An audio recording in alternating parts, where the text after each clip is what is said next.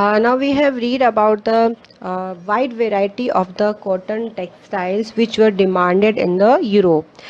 Now I will tell you some name of the textiles which were famous still today also. हमने सबसे पहले पढ़ा muslin के बारे में. Then we have discuss about the calico which were this name is known as in the Europe for the Indian textile. पहला है आपका इसमें Patola weavers. Patola was woven in Surat, Ahmedabad and Patan, highly valued in Indonesia. Indonesia में बहुत ज़्यादा demand थी. It become part of the local weaving and tradition here. Second है आपका जामदानी वेव्स. जामदानी एक वेवर्स है. ये देखिए पिक्चर्स भी हैं यहाँ पर अलग अलग. Jamdani is a fine muslin on which decoratives motifs are woven on the loom. Typically in the grey and white. Grey and white में डेकोरेट किया जाता था ऐसे मुस्लिन पर. मुस्लिन मलमल, मलमल को हम कहते हैं. Often a mixture of cotton and gold thread was use. और इसको डेकोरेशन जब किया जाता था तो उसमें एक मिक्सचर यूज़ किया जाता था कॉटन का एंड गोल्ड थ्रेड का. As in the cloth in this picture, the most important center of Jamdani weavers were Deccan in Bengal, Lucknow and United Province. Mostly जो big cities थी उस समय की जहाँ पर इंडस्ट्रीज़ बहुत ज़्यादा डेवलप थी वहाँ पर इनकी डिमांड ये जो है डिमांड बहुत ज़्यादा थी और इनका प्रोडक्शन भी बहुत ज़्यादा था. दूसरा था आपका इसमें बांधना जिसको हम बंदेज भी कहते हैं. अब बंदेज जो वर्ड है ये हिंदी वर्ड है. इस refer to variety of brightly coloured cloth produce through a method of tying and dyeing. जैसे टाई एंड डाई कहते हैं. पहले उसमें अलग अलग टेक्सचर्स में कुछ ऑब्जेक्ट्स को बांधा जाता है कपड़े पे. उसके बाद डाई किया जाता है और उसके बाद से ओपन किया जाता है.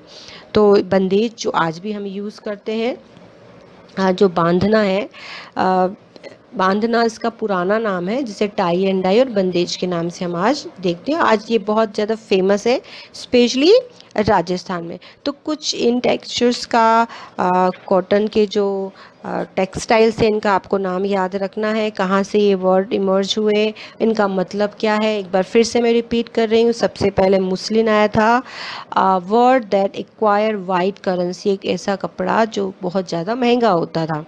दूसरा आपको इसमें पटोला वेवर्स. कैलिको किसको कहते हैं. जामदानी का मतलब क्या है. जामदानी भी एक टेक्सटाइल का ही एक नाम है. और दूसरा था बांधना जिसे कहते हैं bandhej, tie and dye. Now next topic of your chapter is Indian textile in the European market. By the early 80th century, worried by the popularity of the Indian textiles, wool and silk maker in the England began protesting against the import of the Indian cotton textile. अब क्योंकि हमने भी previous section में देखा कि किस तरह से इंडियन टेक्सटाइल की बहुत ज़्यादा डिमांड थी. बहुत सारे ऑर्डर्स दिए जाते थे इंडियन क्राफ्टमैन्स को. तो धीरे धीरे यूरोप में स्पेशली हम बात कर रहे हैं इंग्लैंड की. इंग्लैंड में प्रोटेस्ट किया जाने लगा कि इंडिया की जो कॉटन टेक्सटाइल इंपोर्ट किया जा रहा है वहाँ से उसे रोका जाए. क्योंकि वहाँ के जो क्राफ्टमैन या वहाँ की जो टेक्सटाइल इंडस्ट्री थी वो धीरे धीरे ख़त्म हो रही थी. उनका सामान नहीं बिक रहा था. तो इसके लिए कई सारी डिमांड की गई. स्पेशली वहाँ के सिटीजन्स ने जो भी इंडस्ट्रियलिस्ट थे उन्होंने. In 1720 the British government enacted the legislation banning the use of the printed cotton textile. Chintz. Chintz भी एक नाम है फैब्रिक का इन इंग्लैंड. अब एक एक्ट पास किया गया क्योंकि प्रोटेस्ट बहुत ज़्यादा बढ़ रहा था. तो ब्रिटिश गवर्नमेंट ने एक पास किया कि बैन कर दिया गया कि प्रिंटेड कॉटन टेक्सटाइल है उसका इंपोर्ट नहीं किया जाएगा. उस पर बैन लगा दिया गया इंग्लैंड में. And this act was known as the calico act. Calico क्योंकि वो कोलकाता से लाए थे इसलिए उसका उस फैब्रिक का नाम क्या रख दिया गया, कैलिको. तो इस एक्ट को नाम दिया गया कैलिको एक्ट. एक बार फिर से मैं एक्सप्लेन कर रही हूँ. 1720 में ब्रिटिश गवर्नमेंट ने जो प्रिंटेड कॉटन टेक्सटाइल जो परचेज की जाती थी इंडिया से, उस पर बैन लगा दिया, क्योंकि वहाँ पर जो कंटिन्यूसली जो वहाँ के जो इंग्लैंड के जो भी इंडस्ट्रियलिस्ट थे वो उसके लिए प्रोटेस्ट कर रहे थे, क्योंकि उनकी डिमांड बहुत ज़्यादा बढ़ गई थी इंडियन टेक्सटाइल्स की, लेकिन वहाँ के जो इंग्लैंड के जो टेक्सटाइल है उसकी डिमांड बहुत ही कम हो गई थी, और इस एक्ट को नाम दिया गया कैलिको एक्ट। कई बार ये क्वेश्चन पूछा जाता है कि कैलिको एक्ट क्या था, क्या ये सही था, क्या उनका बैन लगाना सही था। At this time the textile industries had just began to develop in England, और उस समय जो टेक्सटाइल इंडस्ट्रीज थी उतनी ज़्यादा डेवलप नहीं थी इंग्लैंड में, धीरे धीरे डेवलप हो रही थी। Unable to compete with the Indian textiles, England producer wanted a secure market within the country by preventing the entry of Indian textile. अब उस वक्त वो इस सिचुएशन में नहीं थे कि वो compete कर सके, कंपटीशन दे सके किस टेक्सटाइल को, इंडियन टेक्सटाइल को, क्योंकि इंडिया में टेक्सटाइल का मार्केट बहुत ज़्यादा डेवलप था। इसलिए इंग्लिश जो प्रोड्यूसर्स थे वो चाहते थे कि वो अपने मार्केट को सिक्योर करें, और वो सिक्योरिटी कैसे मिल सकती थी, तब जब वो इंडिया के प्रोड्यूस को या इंडिया के जो कॉटन टेक्सटाइल को इंग्लैंड में आने से रोकते। The first to grow the under government protection was the calico printing industry. सबसे पहले तो एक्ट पास कर दिया जिससे वहाँ की इंडस्ट्रीज़ को सपोर्ट मिला। Indian designs were now limited and printed in England on the white muslin और प्लेन अनब्लीच्ड इंडियन क्लॉथ। अब देखिए उन्होंने क्या किया, अनब्लीच्ड क्लॉथ का मतलब है यहाँ पे कि सिंपल जो है फैब्रिक मंगाया जाता था, कहाँ से, इंडिया से, और उस पर इंग्लैंड में प्रिंट किया जाता था और उस फैब्रिक को फिर से बेचा जाता था। यानी कि डायरेक्ट वो फिनिश प्रोडक्ट नहीं मंगा रहे थे, एज अ रॉ मटेरियल वो यहाँ से चीज़ों को मंगा रहे थे और उस पर अपना लेबल लगा के अपनी डिज़ाइंस बना के उसे बेच रहे थे। Competition with Indian textile also lead to search a technological innovation in England. और दूसरा, सबसे हमने स्टार्टिंग में बात की थी, सबसे पहले जो इंडस्ट्रियल रिवॉल्यूशन हुआ वो कहाँ हुआ, इंग्लैंड में। तो जो टेक्नोलॉजिकल इनोवेशन हुआ इंग्लैंड में उसने बहुत सपोर्ट किया वहाँ की टेक्सटाइल इंडस्ट्री को डेवलप करने में। In 1764 the spinning jenny was invented by the John Kay। कई बार पूछा जाता है स्पिनिंग जेनी जो है किसने इन्वेंट की थी, आंसर इज जॉन के। Which the invention of the steam engine by the, अब जैसे स्पिनिंग जेनी का यहाँ पे मीनिंग मैं बता देती हूँ, अ machine by which a single worker could operate several spindles on which thread was spoon when the wheel was turned all the spinning rotate। एक ही स्पिनिंग जेनी थी जिस पर थ्रेड या धागा बनाया जाता था तो एक साथ वर्क करती थी। स्पिनिंग जेनी का इन्वेंशन बहुत स्पेशली टेक्सटाइल इंडस्ट्री को एक तो कहें उसके लिए बहुत वरदान साबित हुआ कि बहुत जल्दी जल्दी वो चीज़ें बनने लगी। Which interested to productivity in the traditional spinning, जिससे जो पुराने हाथ से बनाए जाते थे उसमें बहुत टाइम लगता था, स्पिनिंग जाने से वो चीज़ें जल्दी होने लगी। The invention of the steam engine, इसी समय देखो स्पिनिंग जेनी जिसको किसने इन्वेंट किया, जॉन केये ने। एंड उसी समय स्टीम इंजन जो है रिचर्ड आर्कराइट से, आपको पता होगा स्टीम इंजन का इनोवेशन किया था उन्होंने। In 1786 the revolutionaries cotton textiles wearing cotton could now be woven and eminence quantity and cheaply too. अब इंग्लैंड में बहुत ज़्यादा मात्रा में, बहुत ज़्यादा क्वांटिटी में कॉटन टेक्सटाइल वेव होने लगा, बुनाया जाने लगा, और साथ ही साथ वो बहुत सस्ता भी पड़ता था। However, Indian textile continue to dominate the world trade till the end of 18th century। हालांकि 18th century तक इंडिया की जो टेक्सटाइल है उसका दबदबा था, अभी भी डिमांड थी। European trading companies, the Dutch, the French and the English made the enormous profit out of this flourishing trade. सब ने बहुत प्रॉफिट कमाया अपनी अपनी कंपनी से। These companies purchase cotton and silk textile in India by importing silver. अब देखिए यहाँ पे ये सारी जितनी भी कंपनीज आई वो यहाँ से कॉटन और सिल्क को खरीदती थी, किसके बदले, सिल्वर के बदले। But when the British East India Company gained the political power in Bengal, अब क्योंकि बंगाल पर कैप्चर हो गया इंग्लैंड का, it is no longer had to import precious metal to buy the Indian goods. अब उन्हें कोई चीज़ देनी नहीं पड़ी क्योंकि कैप्चर हो गया, तो सारी चीज़ें उन्हें वहीं से टैक्स ले रहे थे, उसी पैसे से वो सारी चीज़ों को पोर्ट कर रहे थे और अपनी कंट्री में भेज रहे थे। They collect revenue from the peasants, zamindar and in India and use the revenue to buy textile, और उसी रेवेन्यू का यूज़ कर रहे थे इंडियन टेक्सटाइल्स को ख़रीदने में। और यही वजह रही कि रॉ मटेरियल जाता गया और वहाँ की इंडस्ट्री, जो इंग्लैंड की इंडस्ट्री, डेवलप होती गई। फिनिश प्रोडक्ट वापस कहाँ आ गया? इंडिया में आ गया। और धीरे धीरे हमारे इंडिया का जो क्राफ्ट जो बिजनेस था, इतना बड़ा टेक्सटाइल का था, वो धीरे धीरे बहुत कम हो गया। Next topic is who were weavers. Weavers कौन थे? Weavers often belonging to the communities that the specialised in weaving, जो स्पेशलाइज थे, जो कई जनरेशन से वीविंग का वर्क करते थे, बुनने का वर्क करते थे। Their skill were passed on from one generation to the next, क्योंकि उनकी फैमिली में वीवर्स जो स्पेशली थे, उनकी फैमिली में कई पूर्वजों से ये काम होता आ रहा था, तो कहीं ना कहीं वो अपने अपने पूर्वजों को देखकर, अपने पेरेंट्स को देखकर वो काम अपने आप सीख गए, स्किल्ड हो गए, तो वीवर्स थे। नेक्स्ट टॉपिक है आपका इसमें the decline of the Indian textiles. अब इंडियन टेक्सटाइल्स की हमने अभी सारी चीज़ें डिस्कस की। इसमें हमने ये चीज़ें देखा कि किस तरह से जब बंगाल पर कैप्चर हो गया तो धीरे धीरे इंडिया का जो टेक्सटाइल है, जो बिज़नेस है, वो धीरे धीरे ख़त्म होने लगा, क्योंकि अब इंडिया के मार्केट में एक फ्लड सी आ गई थी इंग्लैंड के कॉटन क्लोथ्स की। वो फिनिश प्रोडक्ट बहुत सस्ता भी होता था और दूसरी बात फ़ाइन क्वालिटी का होता था।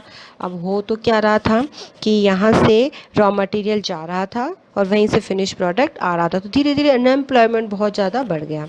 The Indian textile producer in India in the several ways. First Indian textile now had to compete with the British textile in the European and American market. पहले उनको कम्पीट करने वाला कोई नहीं था इंडियन टेक्सटाइल को, लेकिन अब ब्रिटेन में, अमेरिका में मार्केट में उन्हें कंपटीशन देने के लिए वहाँ के भी कंपनीज आ गई। Second, exporting textile to the England also become increasingly difficult since very high duties were imposed on the Indian textile imported into Britain. पहले बहुत सारा सामान जाता था इंडिया से, लेकिन बहुत सारे टैक्सेस बढ़ा दिए, क्योंकि ब्रिटिश नहीं चाहते थे कि इंडिया का मार्केट यूरोपियन मार्केट में पहुँचे, तो बहुत सारी ड्यूटीज़ लगा दी, बहुत सारे टैक्सेस बढ़ा दिए, जिससे इम्पोर्ट करना, उन्हें भेजना सामान दूसरी कंट्रीज़ में बहुत ज़्यादा डिफ़िकल्ट हो गया।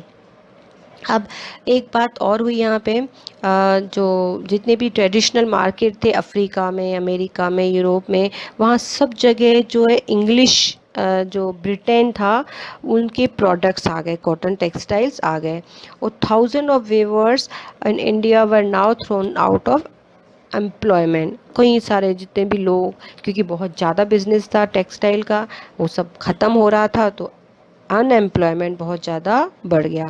बंगाल वेवर्स वर वर्स्ट हिट, सबसे ज़्यादा इफ़ेक्ट पड़ा बंगाल पर, क्योंकि यहाँ के बहुत सारे लोग थे जो इस ऑक्यूपेशन पर डिपेंड थे।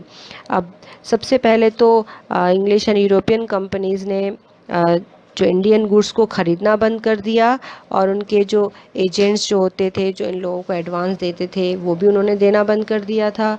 अब वर्स्ट और भी ज़्यादा हुआ कि 1830 में ब्रिटिश कॉटन क्लॉथ की जो फ्लड जो थी मार्केट में आ गई, तो वैसे भी जो वहाँ के लोकल मार्केट में जो चीज़ें मिल रही थी, इंडियंस भी उन चीज़ों को ख़रीद रहे थे, तो कहीं ना कहीं वो पूरी तरह से उनका जो ऑक्यूपेशन है वो ख़त्म हो गया।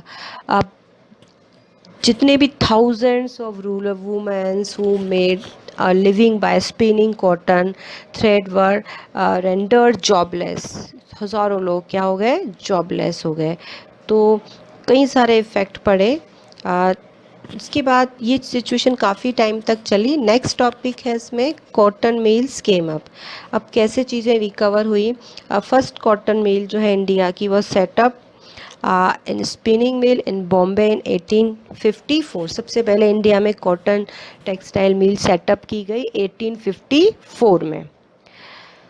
Bombay had grown as an important port for the export the raw cotton from the India to England and China, क्योंकि ये एक ऐसा पोर्ट था, ये पोर्ट था जहाँ से इंग्लैंड और चाइना को क्या किया जाता था, कॉटन सेंड किया जाता था। It was close to the vast bank of soil tract and western India where cotton was grown, और इसी के आसपास के एरिया में बहुत सारी कॉटन भी ग्रो होती थी। दैट्स वाई ये एक हब बना, सबसे पहले कॉटन मिल यहाँ पर सेटअप की गई।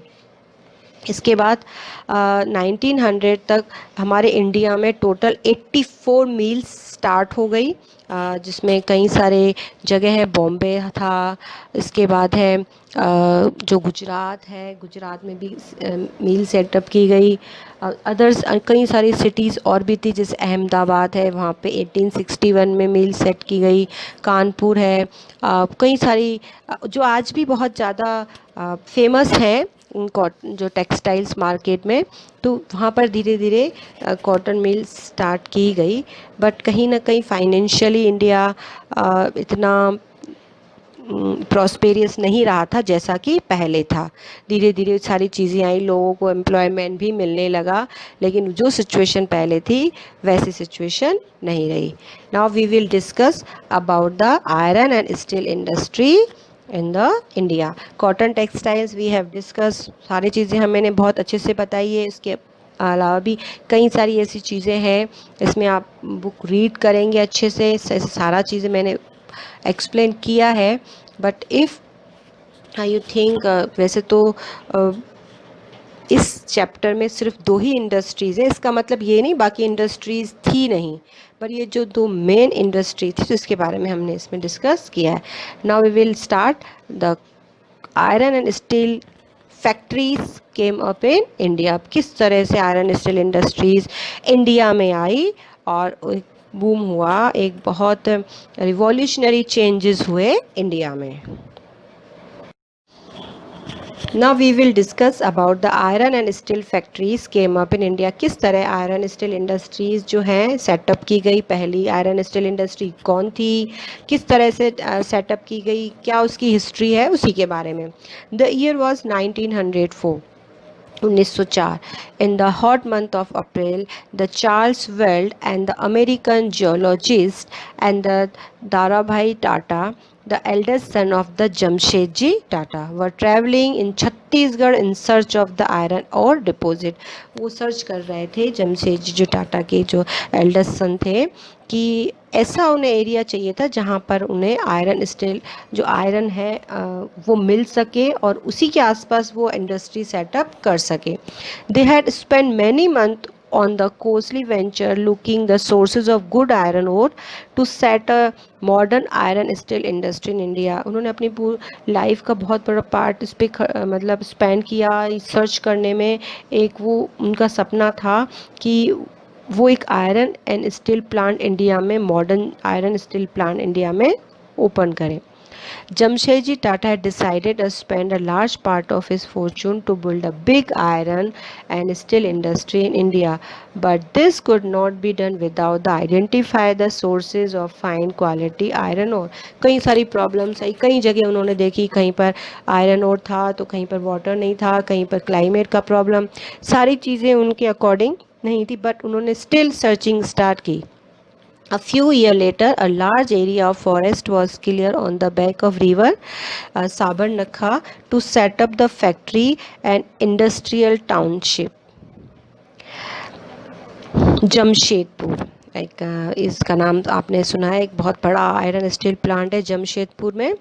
Hair there was a water near the iron ore deposit, यहाँ पे वाटर भी अवेलेबल था। The Tata iron steel company TISCO the came up to begin the producing steel in 1912। 1912 में उसने अपना प्रोडक्शन स्टार्ट किया। तो उन्होंने सबसे पहले अपनी इंडस्ट्री ओपन की जमशेदपुर में, जिसका नाम है टिस्को, TISCO। इसकी फुल फॉर्म है Tata iron and steel company. TISCO was setup at the opportune time, लेकिन जब टिस्को सेटअप किया गया तो एक बहुत अपॉर्चुनिटी, यानी कि एक बहुत सही समय था वो समय, क्योंकि 1914 से 1918 तक फर्स्ट वर्ल्ड वॉर चल रहा था। जितना भी जो आयरन स्टील था वो कहाँ से आता था, ब्रिटेन से, इंग्लैंड से। अब कहीं ना कहीं क्योंकि जब फर्स्ट वर्ल्ड वॉर स्टार्ट हो गया तो उसकी सप्लाई कहाँ होने लगी, फर्स्ट वर्ल्ड वॉर में तो इंडिया में सप्लाई क्या हो गई, कम हो गई। इवन जब ये आयरन स्टील इंडस्ट्री सेटअप की गई टिस्को, तो ब्रिटिश भी इस पर डिपेंड हो गए क्योंकि वो ब्रिटिश की सारी रिक्वायरमेंट्स को यानी कि पूरा कर रहा था। Although the late 19th century, India was importing steel that was manufactured in England. Britain जितना भी आ रहा था आयरन स्टील, जो भी रॉ मटेरियल जो भी आ रहा था वो सब कहाँ से बना हुआ आ रहा था, ब्रिटेन से। Expansion of the railway in India, क्योंकि रेलवे भी डेवलप हो रहा था और रेलवे के लिए किसकी ज़रूरत थी, iron and steel iron and steel की। It had provide a huge market for railway that Britain produced. For a long while, British experts in the Indian Railway were the unwillingly to believe that good quality steel could be produced in India. लेकिन क्योंकि British expert का ऐसा मानना था कि जितनी fine quality का iron हम प्रोड्यूस करते हैं वैसा इंडिया में मिलना मुश्किल है। लेकिन टिस्को सेटअप हो गया 1912 में, 1912 को, और उन्होंने ये सारी जितनी भी उनकी जो थिंकिंग थी वो बदल दी। By the time of TISCO was set up the situation was changing, situation change हो रही थी। In 1914 the first world war broke out and still produced in British now had to meet the demands of war in Europe. अब जितना भी steel बन रहा था वो किसकी डिमांड्स को पूरी कर रहा था, फर्स्ट वर्ल्ड वॉर की। सो import of British steel into India denied the dramatically and the Indian Railway turned to the TISCO for supply of rail. अब इंडिया में जितनी भी चीज़ों रेलवे के लिए ज़रूरत पड़ रही थी वो किस पर डिपेंड हो गए, टिस्को पर, क्योंकि ब्रिटेन से वो चीज़ें आ नहीं रही थी, स्टील आ नहीं रहा था, वो कहाँ जा रहा था, सीधे वर्ल्ड वॉर में। As the war dragged for several year, कई सालों तक ये चला, TISCO had to produce shell and the carriage wheel for the war, यानी कि वॉर का जो टाइम था वो टिस्को के लिए बहुत सही साबित हुआ और उसके बाद भी उसका जो प्रोडक्शन है वो बहुत ज़्यादा बढ़ा। बाय 1919 जब वर्ल्ड वॉर ख़त्म हो गया, the colonial government was buying 90% of the steel manufactured by TISCO. यहाँ तक कि जो ब्रिटिश थे, ईस्ट इंडिया कंपनी थी, ये 90% तक का जो भी उनका प्रोडक्शन था वो अकेले कौन खरीद रहा था, British. Over the time TISCO become a biggest steel industry within the British empire, और इसके बाद धीरे धीरे टिस्को जो है एक बहुत बड़ी इंडस्ट्री बन गई। In the case of iron and steel, as the case of cotton textile industrial expansions occurred by when the British imported into the Indian decline and the market of Indian industrial goods increased. अब हमारे India में जब production होने लगा iron steel का तो इनकी demands बढ़ने लगी। This happen during the first world war and after, start कब हुआ, फर्स्ट वर्ल्ड वॉर से उसके बाद।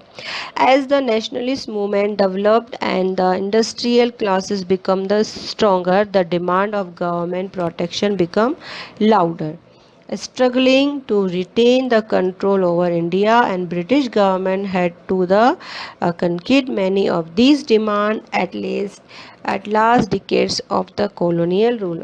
क्योंकि इंडिया डेवलप हो रहा था, सबकी अपनी डिमांड्स बढ़ रही थी और फ्रीडम की डिमांड भी बढ़ रही थी नेशनलिस्ट के लिए, तो इन इंडस्ट्रीज़ का भी कहीं ना कहीं बहुत ज़्यादा सपोर्ट मिला। So it's all about your two industries, first is cotton textile industry and second is the iron and steel industry in India. Now we will do question and answer. Tell me pretty lies, look me in the face, tell me that you love me, even if it's fake.